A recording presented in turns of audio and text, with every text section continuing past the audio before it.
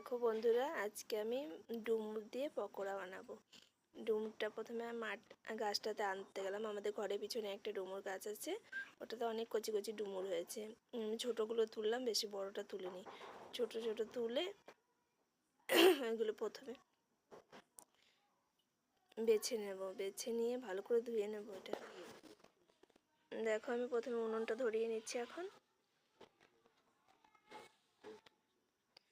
উনুনটা ধরিয়ে নিয়ে এখন কড়াইটা বসিয়ে দেব। জল দিয়ে ভালো করে ধুয়ে নেব। আগে যেহেতু একবার বেছে ধুয়ে রেখেছিলাম, আবারও এখন ধুয়ে নিচ্ছি। দেখো, কড়াইতে সামান্য জল দিয়ে দিচ্ছি, এটা সেদ্ধ করব।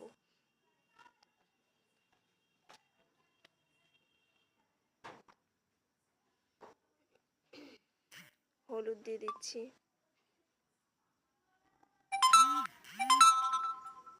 হলুদ দিয়ে দিলাম এই কারণে যে ডুমুরে একটা কষ থাকে গায়ে, সেই কষটা ছেড়ে যাবে, যার জন্য এই হলুদটা দিয়ে দিলাম। আর আমি একটা জিনিস দিইনি, তোমরা দিয়ে নিও। এই ডুমুরটা সেদ্ধ করার সময় সামান্য লবণ দিয়ে নেবে, দেখবে ভালো সিদ্ধটাও হবে, খেতে একটু টেস্টটা অন্যরকমই হবে। বেসনটা একটা পাত্রে ঢেলে নিলাম।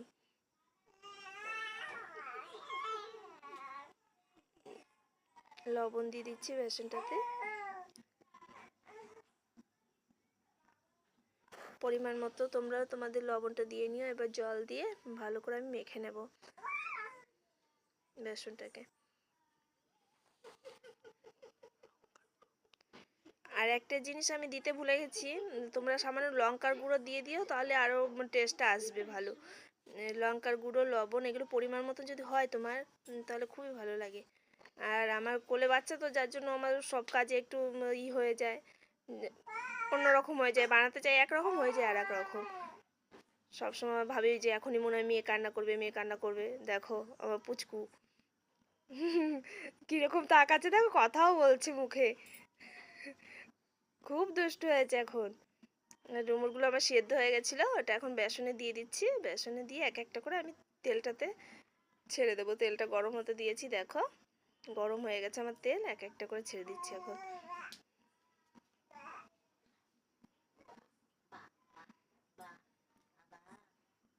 দেখো আমার এটা লাল লাল করে ভেজে নেব।